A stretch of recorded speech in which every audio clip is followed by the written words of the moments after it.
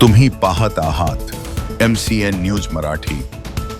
नांदेड येथे शासकीय विश्रामगृहाच्या सह्याद्री सभागृहात 5 जानेवारी रोजी सायंकाळी 7 वाजता माहूरचे ज्येष्ठ पत्रकार वसंत केशवराव कपाटे यांना सन 2026 चा दैनिक समीक्षा कर्तृत्व सन्मान पुरस्कार देऊन सन्मानित करण्यात आले।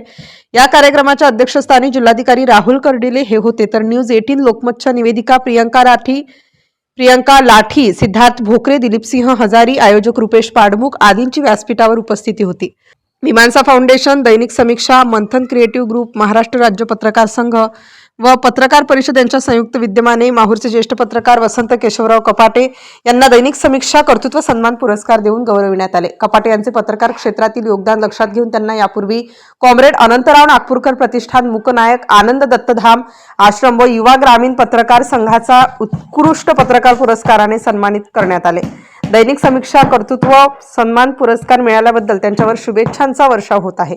MCN न्यूज मराठी करिता गोपाल चव्हाण, माहूर, नांदेड।